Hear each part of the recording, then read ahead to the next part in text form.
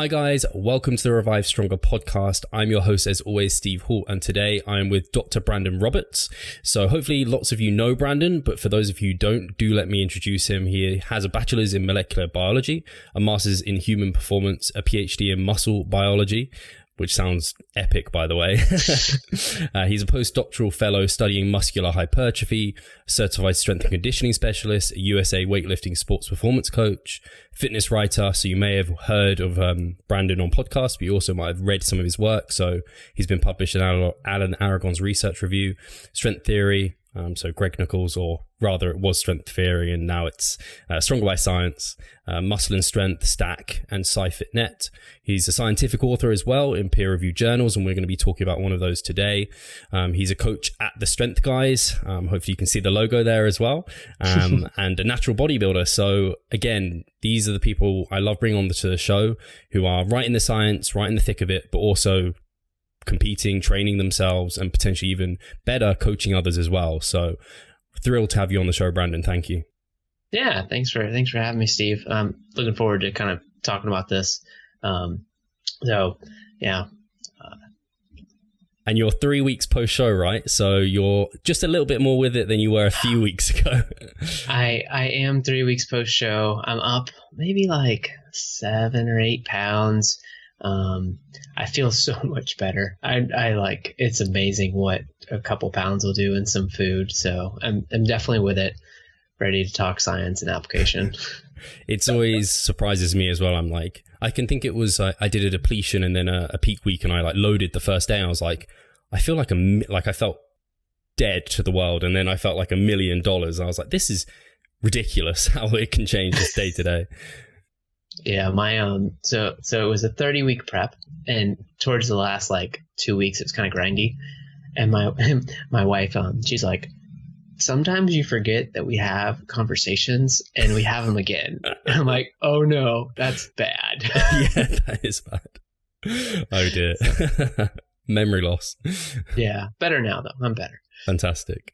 So something we're going to be talking about, which I think, I don't want people to think that this is going to be all science and no application. We're definitely going to get some application in there. And I think it's really good because, I mean, science is ever evolving, and some of the things we thought we knew about muscle growth have been kind of flipped on their head, and scientists have like changed their stance on things, or updated rather than kind of necessarily changed. And one of those is sarcoplasmic hypertrophy.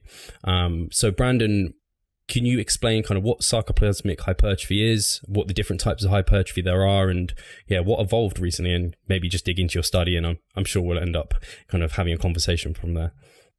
Yeah. So when we traditionally think of hypertrophy, we think myosin and actin, which are the two proteins that kind of move, right? So they ratchet onto each other. And we think strength training, well, if I'm going to get stronger and bigger, I need more of those proteins. And so those increase over time. And that's why we use progressive overload. We need to kind of provide that stimulus and then adapt. So that's kind of the traditional idea. Now, more recently, and there are a lot of older studies, there's been an idea of sarcoplasmic hypertrophy. So around the muscle fiber, and within it, we have those myosin and actin proteins, right?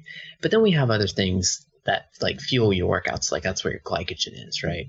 That's where your mitochondria are that, help you create ATP, which is energy. And so it's always kind of been thought or hypothesized rather that you can increase this space. So you have your myosin and actin, and then you're like, okay, well, I can get bigger with this other stuff. So it was actually, Cody Hahn's study, he kind of dug into this, and we'll get into it in a second. I want to make sure kind of like everybody's following, but, that's the kind of difference between what we call traditional hypertrophy and sarcoplasmic hypertrophy. So you're kind of, we thought, or rather science was telling us we can just add protein to make a muscle larger. And now, well, you're going to dig into it. And sarcoplasmic is kind of adding, is it like water and fluids and different aspects via that method? Yeah. So and we'll kind of touch on all the different aspects as we go through it. But things outside that I mentioned, like glycogen, right? So we know that from a few training studies that you increase glycogen with resistance training. If you stop resistance training, some of that loss is water weight or glycogen, right? But as soon as you start again, you gain that glycogen right back. So it's a quicker adaptation. There's a couple studies that have looked into that. The other idea is, well, okay, now bodybuilders, physique athletes, they do a lot of volume. Well, volume takes a lot of energy. And if we need a lot of energy, we might need a lot of A, glycogen, but B, mitochondria, right? So you're making more energy. So it's like, okay, well, maybe that increases. And then you have a ton of other proteins that are like just anchor proteins, we'll call them. So you need your myosin and actin to stay in place. So you have adaptations with training that those increase too, but that's not as much the hypertrophy side. That's kind of like a structural thing. That's like fortifying a building. So we really didn't know what these proteins were or which ones were getting bigger. And we're still a little bit unsure, but we have, again, with this new study, an idea of what those could be. And that study, so the listeners can maybe Google it or something, that was the muscle fiber hypertrophy in response to 6 weeks of high volume resistance training in trained young men, is largely attributed to sarcoplasmic hypertrophy. And they had 3 groups, well-trained college men, and there was 10 reps, 2 sets, upper and lower, 3 times a week. So 10 sets to 32 sets were accumulated over 6 weeks. So I don't know if you want to dig into like some of the key findings you found there. I know you went over it on your article, which if people want to they could have this up on their screen on Medium. We'll have that link below. And you had kind of the changes in glycogen, myosin, actin, and everything there. I thought that was fascinating, and it gave us quite a clear, it felt like a clear picture. Yeah. And I would recommend, if you can, pull in the article up just so you can see the image. But basically, so yeah, that study was really cool. It was a really high volume study with well-trained people, and that's pretty rare. So it's a good opportunity to look in to see what's happening in these, more intermediate and above lifters.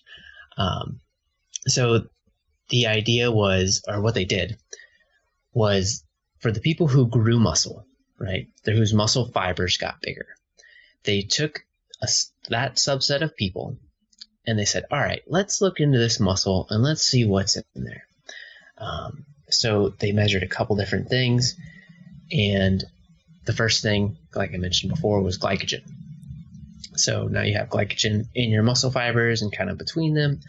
And they basically found that, there weren't any changes, right? So they had 6 weeks of training, is again not very long, but with, like you said, up to 32 sets by the end of it, you would expect that maybe we'd see an increase in glycogen, especially if there's a few people who were maybe not as well trained, but pretty much everybody just kind of stayed the same.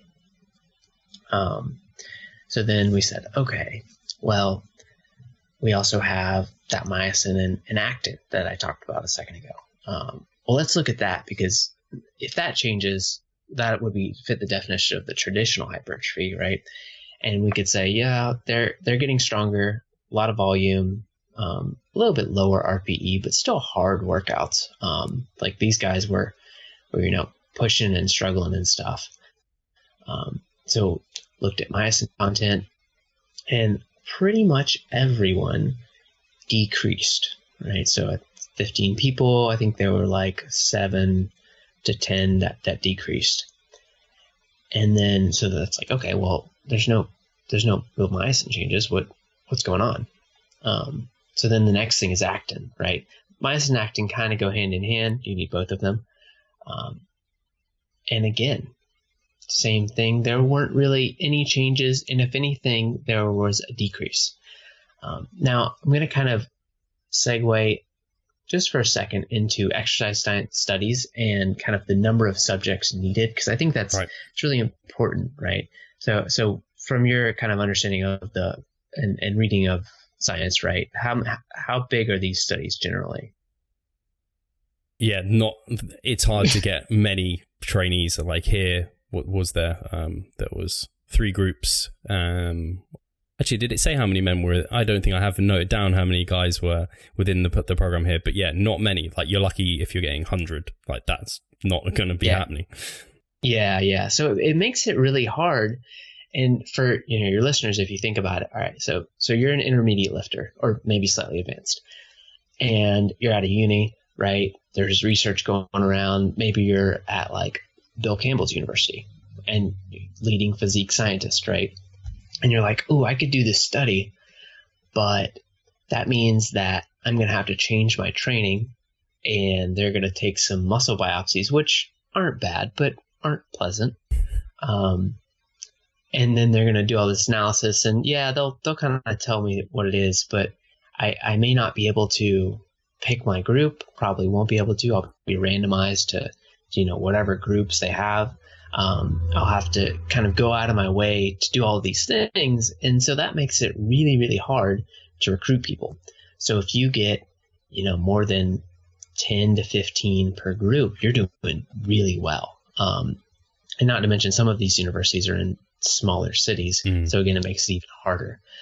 Now, to give you a little bit of a history, they used to kind of encourage students that were taking kinesiology or exercise science classes to participate. But that's not really allowed anymore. You can't make your students participate in your studies.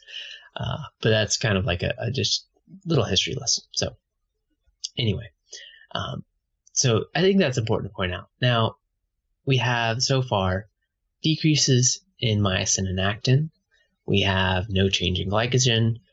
They looked at mitochondria next, and they saw a decrease there too.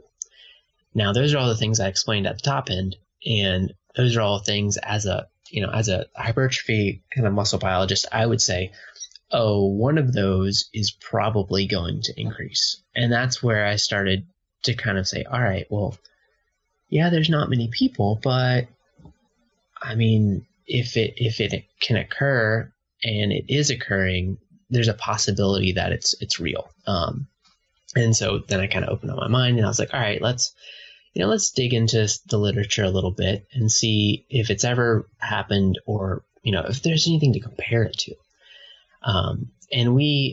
So I published with this group, Cody Hahn and Mike Roberts, about the different types of muscle hypertrophy, is a review that's probably like 4 to 6 months ago. So if guys want to check out that's open access. But what we realized is that we should probably define these things differently. And I think that's what led to this paper.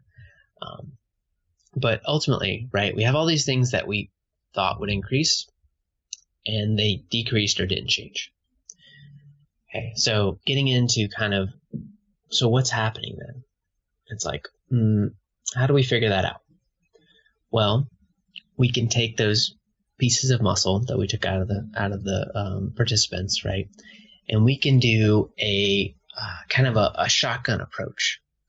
And so we can look at what proteins are in there, just, what's in there. It's called proteomics. And that'll give us up to, 20,000 proteins, which is way more than we can do kind of individually.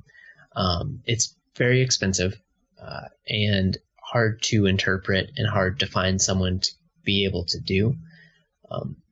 But when they did that, they basically found that a lot of the metabolism or enzymes for kind of energy metabolism were increased.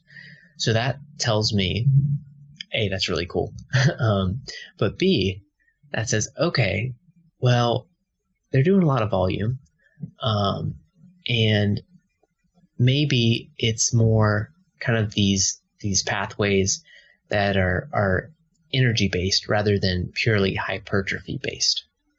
And so that's kind of the take home from the whole study was, okay, we've now figured out that some of these proteins are increasing in the sarcoplasm, And most of those are to do with metabolic pathways, which metabolic pathways don't directly contribute to traditional hypertrophy. And we would assume and kind of think that, hey, that's where your sarcoplasm hypertrophy is coming in, where these enzymes don't sit necessarily all between the myosin and actin. They sit kind of, within the muscle fiber, around it. Lots of different pathways are happening. And actually, some of them are in the mitochondria, a lot of those metabolic pathways. So yeah, let me stop there and kind of, see if you have any questions or you want to pinpoint anything. No, I mean, the only thing it made me think of, actually, I didn't think I thought of this when I was reading through everything, but when you said, obviously, quite a lot of it is things that might be there because of the high volume, so it's kind of demanded by the body. I wonder if you were to cycle your volume down, and I guess this is more of a theoretical question to you, if you'd hold on to that, or whether that would be, it's like maybe it's like an acute hypertrophy and not a chronic one. Yeah. So that's immediately where I went afterwards. Once I kind of looked at all the data, I was like, well, maybe it's 6 weeks and these guys aren't used to doing that much volume, right? So maybe the muscle's just kind of freaking out, and getting really big and adapting, and then maybe it shrinks back down. So that could be the case. And I think in some of the BFR studies, so the blood flow restriction, right, or it's also called KATSU, and there's lots of names for it. There are indications that might happen. It's almost like a cell swelling, basically. Right. It's like the muscle swells. It's like, I don't know what to do. I'm going to get bigger. And then it goes back down. Now, I think when you look at the older studies in the 80s, 90s, early 2000s, you can see some cross-sectional comparisons where they said, hey, let's look at people who are just normal, and then let's look at bodybuilders, and then let's look at powerlifters, and let's see kind of between those what their makeup is like. Do they have this less myosin and actin? Is that sarcoplasm potentially, they didn't measure it directly as good as Cody did, but is it smaller or larger? And so that's where I kind of realized that, hey, if you compare controlled or even trained, like 12-week training, to bodybuilders, they have less myosin and actin, and their sarcoplasm seems larger just in ratios. So then I'm like, ooh, that's more data to suggest that it probably happens, and not just acutely, right? Again, those are a little bit older, and I would love to see some follow-ups, but I think one of the difficulties of these types of studies are, as a bodybuilder, right?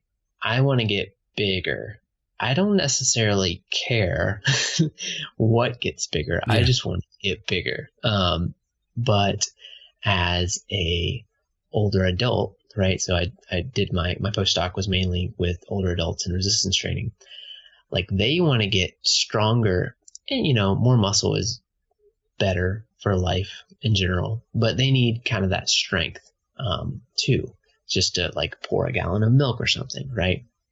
And so it's really important for them that they have increases in myosin and actin, and muscle hypertrophy is important just for different reasons. But as a natural bodybuilder, I'm just like, I want to look bigger. So it's hard to, really find a lot of data on it. Yeah, I guess that's really interesting, because that segues onto another thought. And I guess this is always where the scientists were thinking it didn't happen, but the kind of old school bro bodybuilders were like, they train in a certain way, kind of the higher repetitions, the kind of pump work, this sort of thing. And they think this is the sarcoplasmic hypertrophy, or they might not call it that.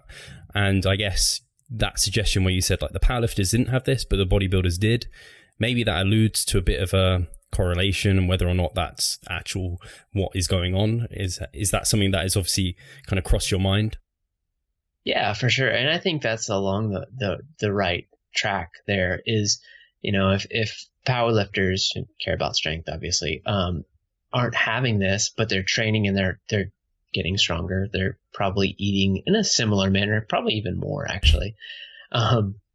Right. And it's not happening. Well, that tells you that the training's probably it, like you said. And it always amazes me as a scientist, because, I followed the old school bodybuilders, and, I have a passion for physique sports and stuff. To see how much they were right and be like, yeah, you guys are right about a lot of stuff, but we didn't know that, so we had to test it. It's scary, actually, isn't it? And I guess this is also because recently there'd been quite a lot of work and whether or not it's independent, but a lot of work suggesting and I think we can say it's pretty true, mechanical tension is king for hypertrophy. But then this might be alluding to, maybe those other pathways that we kind of thought were maybe lesser important are actually still, like, there is actually something going on in there. Yeah. And it's really hard. So I'll give you a practical example, right? So most people like the big three, right? Most people have squat, bench, and dead in their program, or maybe like some compound like movement if it's not a squat. And it's not easy to increase load or mechanical tension, but it's easier to do in those three movements than it is to do in a bicep curl, right? So I think I've been curling, like 40 pounds for my whole life. So it's like, well, all right, if I can't really increase my tension, like I can do a couple tricks, maybe slow my reps down a little bit and I get better at that. Maybe, add some like micro load, essentially. Be like, all right, 41 pounds. But then again, not many people have 1 pound like magnets in their gym. It's kind of like, well, all right, I'm going to do pump work, right? I'm going to do my higher volume work and hope that it does something, and it feels really good. And you're like, and it makes you look swole in the mirror, and you're like, no, this is doing something. I'm good. So yeah, absolutely, can see that. I don't know if you have anything else you wanted to pull out from that. There was one thing I found really interesting that I did want to highlight from the article, and that was the myofibrillar packing you talked about. And just how you you thought maybe that would translate to why some people look kind of more dense as they train for longer. Because I think everyone, anecdotally, you see, especially like some of the older guys, like they're just ridiculously dense, and they kind of have body fat where you're like, I don't even know how you got rid of the body fat there, and for some reason they have. And you kind of referred to myofibrillar packing, which I thought was really interesting, because I don't think anyone knows exactly why that occurs, but. Yeah, so this is a conversation, I put it in here, that Cody and I have had a few times, and he actually, I definitely want to give him credit. You can check out his work too if you get a chance, but he was talking to me about this idea, and I'm like, I don't know, man. That sounds pretty crazy. And then I looked in, the science, and there's some evidence of this occurring. And so now you have those myofibrils, right? And they're kind of getting closer together. And this is a study that definitely needs to be done, because this is like 30 years ago, right? Or more.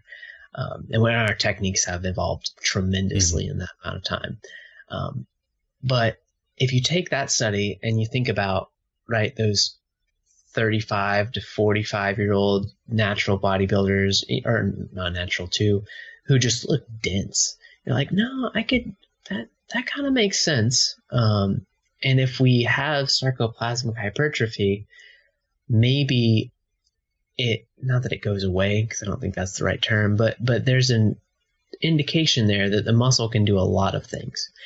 And another example being a muscle biologist, like if you break your arm or break your leg or something, right, you get a cast, your muscle atrophies very, very quickly. And then it kind of just maintains. It doesn't atrophy. It doesn't like disappear, right? But it just drops off really fast. And then you take your cast off and you go back to normal, and it comes back pretty much to baseline. Like if you're resistance training, maybe it takes a year to get like fully back. But so that tells you that muscle is very what we call plastic. So it adapts quickly. It does some very weird things. And so that coupled with this older study and just talking to Cody about it, I'm like, well, I mean, I wouldn't say it happens for sure, but I'm open to the idea that this might be occurring. So yeah, I definitely hope I or someone else has the opportunity to study that in the future. Need to get a biopsy on Jeff Alberts or something. Yeah, See what's going on in those muscles. Yeah, that would be fun.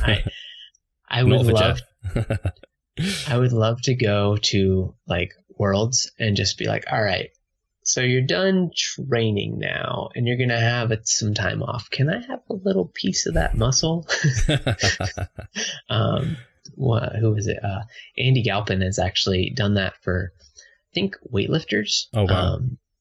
Yeah, I think he went up and did a study in weightlifters right after like nationals or worlds or something, where he took biopsies from them. And I'm not sure if that's published yet, which I think pretty sure it is. But that would be really cool to do in bodybuilders or even powerlifters, right? Yeah. It's just convincing them would be difficult. So after talking about everything here, and it's kind of an exciting new area, do you think, having given it's only kind of one, maybe is it one study now, or there's like some linkage to other studies, do you think there needs to be more work in this area before we can kind of draw any proper application from it? What your current kind of taking this and your current hypertrophy, like you coach obviously people to grow muscle, is this changing anything you're doing? What is your current application? Yeah. So I'm still a little hesitant, and I'm a scientist, so I'm going to tell you, more work, more money, more people. Yeah. Like keep it coming. Let me do what I do, and let me disseminate to people like you who tell other people and all this cool stuff. So I will say work needs to be done, and on the application side. So I'll go personal and then for my athletes. So for my training, it's very simple. And you actually mentioned Jeff Alberts. So I've been working with him. So he's my coach, and he's been very cool. My coach for like 3 or 4 years. So this was our second season together. And he's wonderful.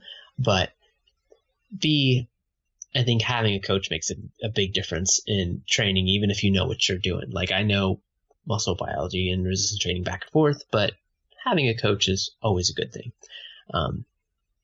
Anyway, so I think for me, training is very simple. I have, the big 3. I have the 8 to 12 sets per muscle group per week. I have a range of reps, right? So I have some lower reps, like 3 to 5s. I do 8 to 12s, and then I do 15 to 20s and like arms and things. So there's a wide range of repetitions. And I would think that most people at some point, maybe they don't have all those different repetitions in their training every week, but they would go through blocks of, if you think of the typical periodization where they have a high volume block, well, they're probably doing more reps in the higher ranges or things like that. So most people probably do this, but I think it's very important to have higher rep training in maybe even your weekly sessions, just for the opportunity that if this is going to happen, you give it a chance to happen. Now, I also think something people don't talk about too much, and something I try to talk about with my athletes is, all right, so your basic template, you have, lower reps for your big compounds, and they're a little bit easier to progress in poundage wise, right? And then maybe the arms and shoulders and things are a little bit easier to increase rep wise, right? Because you're not going to put a bunch of weight on the bar. So having those higher rep ranges in your program also allows you to see that you're doing something right, that you're increasing volume over time, or right. So it gives you more opportunities to see improvement if it's there, or make a change if you need to, and or just keep it the same. So yeah, if you look at my training program, it's probably been the same in terms of volume and movements for the past 3 years. And I probably put on 4 to 6 pounds of muscle, something in there, right? So that's kind of the practical application of this research where we could, apply it. Is just out of interest, is 20 reps kind of the upper end where you go, or would you go any higher, or where would be your cap? So personally, I'm not very good at counting. So this can't be true. They're scientists. So, I cap at 20. I can't count past 20. Brilliant. can't pass it. Yeah. I just get it's just a long set, man. So they actually have machines now that count for you. So those are pretty clutch. We have some of those in our exercise facility here. But I don't think there's, if you went up to 30, I'd say, all right, that's fine. If you're doing 50, I'd be like, maybe not, cool. But 20 to 30, I don't know if there's a big enough difference. If there is, we haven't really seen it in the literature. I mean, nobody's there. When they do comparison studies, it's like, all right, we're going to do 20 reps and then we're going to do 5 reps. Or we're going to do, there's even one study that does 100 reps versus 20 versus 10. And it's like, well, I'm never going to do 100 reps in one set at least, right? Maybe across 4 or 5 sets. But yeah, so I don't think there's anything wrong with it. If that's what you kind of like and you feel like it works. Cool. Yeah, excellent. And I don't know, the only other question I have about kind of practical application is, obviously we talked about kind of pump work, and people know I don't know, you might do a superset where you go from a cable push down for triceps into an overhead press to superset it and really get a pump feeling in the triceps. Or people might do drop sets, or I guess myo reps might fall a little bit into this category as well. Is there anything you think has utility? So I do think so. I always caution my athletes. I'm like, all right, so we can have that because people just love it, right? Yeah. Just to do a big set or something. So I generally use those at the end of mesocycles or at the end of the workout, so they don't interfere with other things. And the main reason I do that is I'm very analytical. So I'm always looking for that improvement to know if we're actually improving. And if you do a compound, it's harder to see that. If you do, so I actually do have one of these kind of triple sets in my training program right now. And it's on my upper body day, I do tricep push down, bicep curl, and then delt fly or something like that on a machine. And so I'll just kind of circle and make sure I'm getting a minute between each machine. But I found it's really hard to be all right, am I improving? It's already hard to see improvement in those muscles. It takes a really long time to see it in the mirror. So I do think it can be used. I just think you have to be careful and make sure you have everything else in your program in check so that you can just tell you're improving. And improvements aren't going to be for people like us, quick, right? It's going to be all right, 4 months, and I put on 2 pounds in a random movement. Cool. That's good. I'm doing good. Guys. I got this. No, I really like that. And that's something I personally agree with, especially because we know mechanical tension is probably the main driver. If you get too far away from that, if you're prioritizing the pump work and then you're tired and you're trying to do heavy stuff after it, it's just probably going to lead to a bad kind of outcome, if not injury or something like that. So I think that's fantastic. I don't think that if there's anything else on sarcoplasmic hypertrophy, anything else on that study. Otherwise, if there is, then we can go over it. Otherwise, we could use the last and remaining time to dig into some sleep stuff if you wanted to. Yeah, for sure. I will say, so we pretty much kind of in summary, in case somebody fell asleep during the science part, there's new data to suggest that sarcoplasmic hypertrophy occurs, but we still need some more work and, have a range of reps in your training and you should be okay. But yeah, I've been on a sleep kick because of prep, basically. Actually, how does prep affect your sleep, just out of curiosity? It tends to go right down the toilet. In fact, I'm normally like half the night on the toilet, or not on it, but like walking to the toilet. So it's not good. Yeah. No, that's one thing. It's weird how that happens. But my first, or in 2016, that prep, I would go through phases where I would maybe sleep like 4 or 5 hours. And so this prep, I was like, all right, I got to figure out how to sleep more, because I got a lot of stuff done, but my training was just not that great. So, and then I would get, and when you're in prep, you're hungry, and the window just opens. It's like, oh man, look at all this time I can't eat. So yeah, that's kind of what spurned my interest in this sleep research. So yeah. And so how was your prep this time round? And what, if there was anything kind of big things that made a big difference to you? Because it's weird to me. Like I said, I think I got to a point where I was waking up 6 times a night, and I'd get up and I'd need to pee. And obviously that's not great. And I think it's only in the last like maybe 6 months, and I competed in 2017, that I've had like nights where I've slept the entire night through. Which is, I always thought was like unheard of and impossible for me. So yeah, what have been how was your sleep this time, and what were like some big things, or some things that kind of felt like they had the biggest impact? Yeah. So this time I had much better sleep. But I think it's mainly due to just paying attention to it. I have a Apple Watch, right? So you can use lots of different things to track your sleep.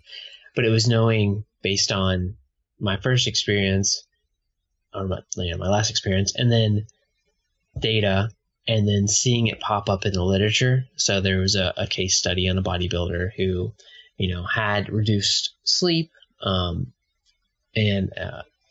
basically it showed that he didn't sleep less. He was already sleeping a little, like not that much.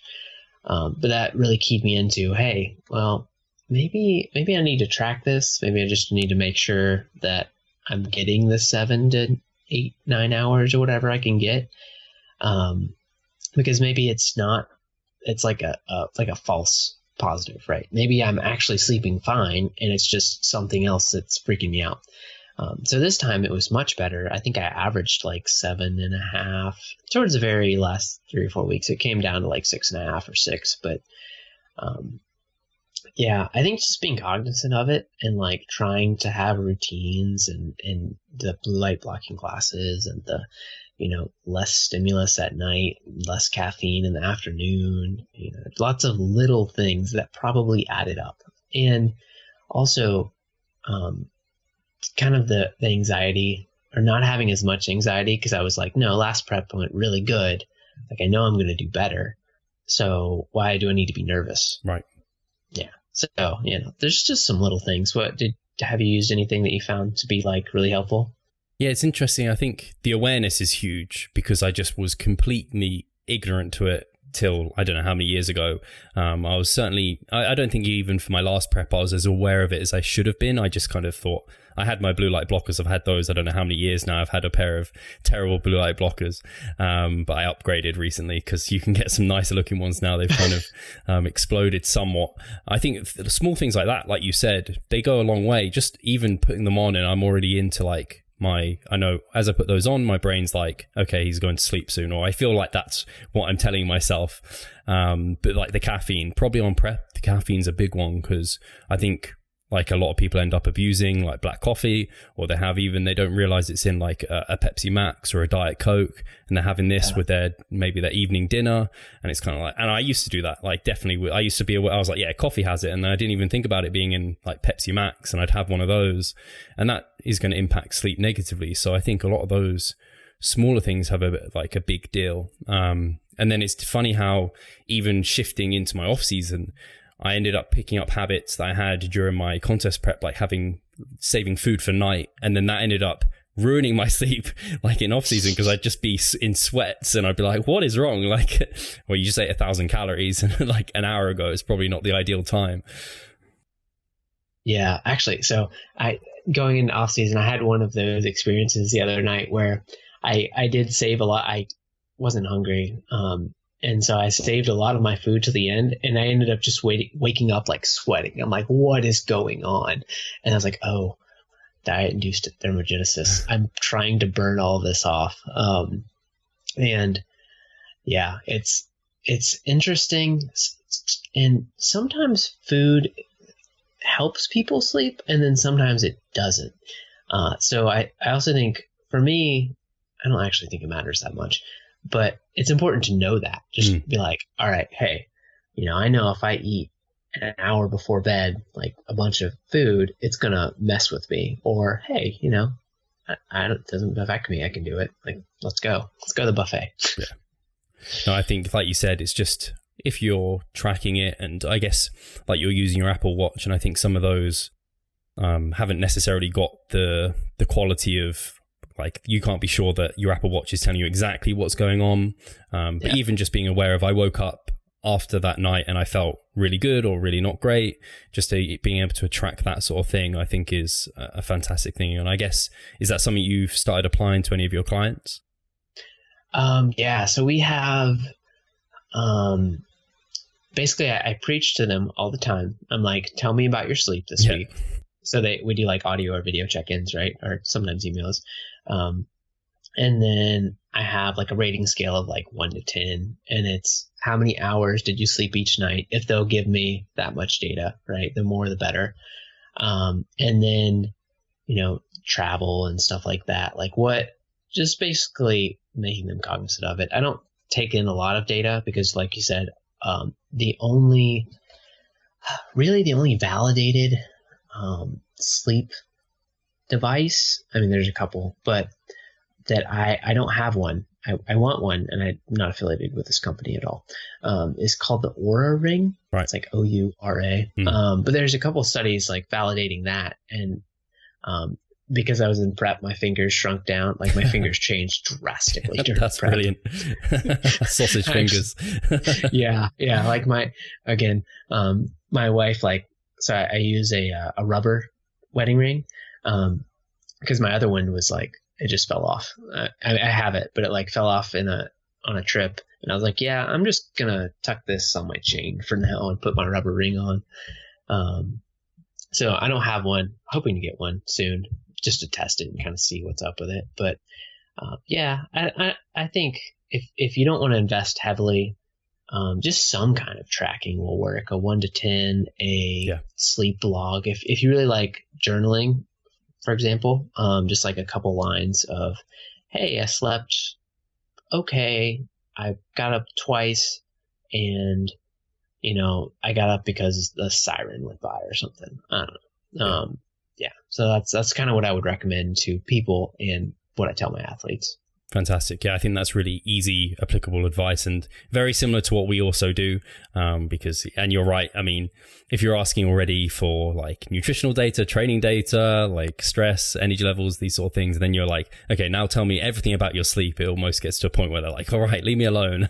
I'm not giving you all of this. It's too much. So just some of those simple things like, number of hours, and just tell me how like things have gone, and it gives people a good awareness. And I think, I don't know if this is for you, Brandon, but I think something I find with my clients is it's probably like the social jet lag kind of thing that happens quite a lot, where they're kind of working through the week and they have quite regular hours, and then the weekend hits and they end up like sleeping in and going to bed late, and then they've kind of got that social jet lag, it's called in the literature.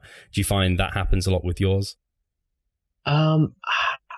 I think probably about split, because I have some athletes who travel a lot and do a lot of stuff, and then I have some that are like, no, I'm an elite natural bodybuilder. I'm going to do everything I can to make sure that I get the edge that I want. And so it's kind of split.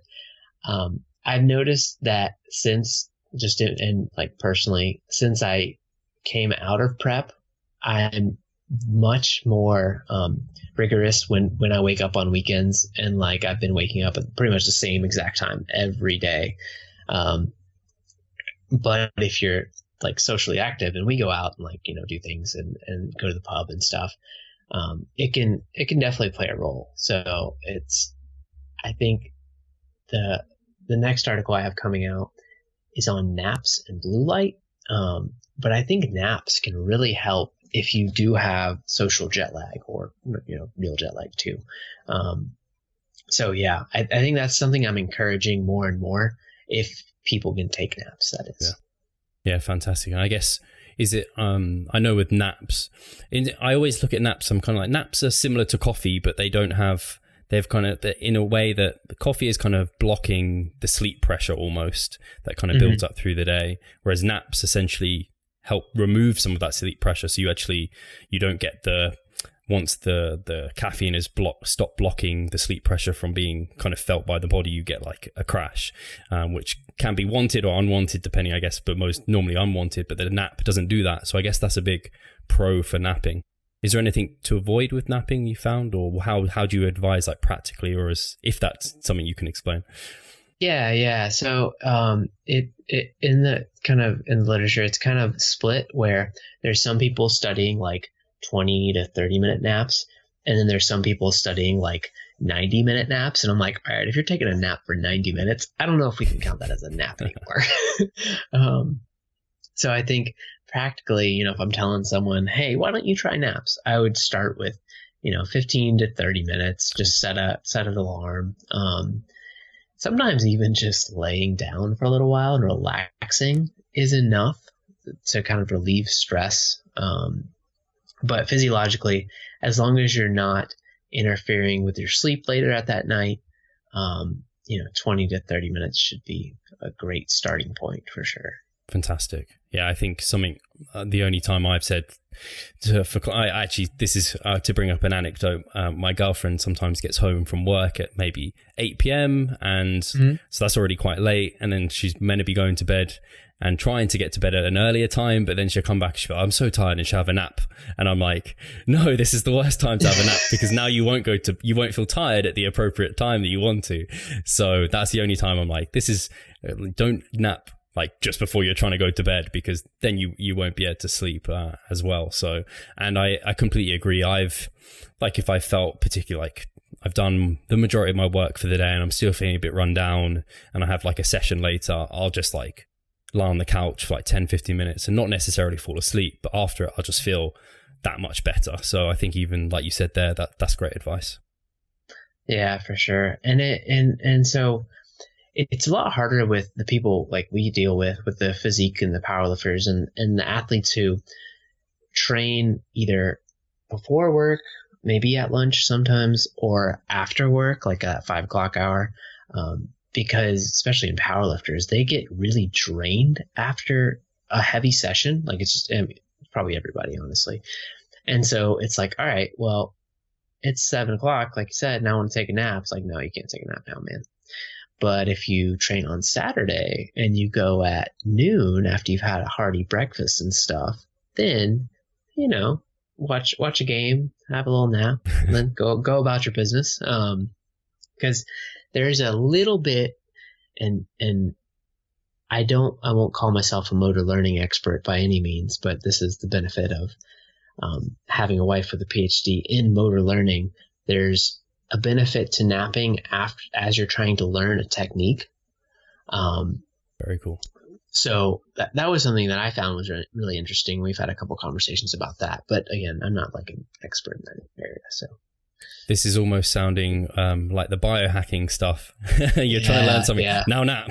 now it will be ingrained. So no, fantastic, Brandon. This is super interesting. We like I said when we were off air, might have to get you on sleep to give you a bit more of an opportunity to talk more formally about it, and I'll have some proper questions all outlined, and we can have a great discussion, because I think people, I love sleep, and I think the audience can really benefit from that. I want to make sure, first of all, have you got anything else like in the pipeline you're looking at, or anything interesting you're kind of going to be sharing soon? So yes, we have a big review for physique athletes that was accepted, and I have no idea when it'll be out. But it's kind of just a nutritional recommendations type thing. Cool. So that should be really good. I have a couple other papers kind of trickling out on sex differences and resistance training. And then, in terms of kind of like scientific communication, kind of actually really busy. This is a good reminder of what all the stuff I have to do.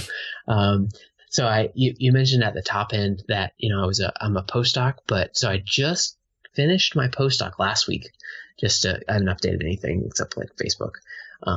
And I moved into more of a lecturer / research scientist position, where I can write my own grants, and I'm teaching like a sports nutrition class.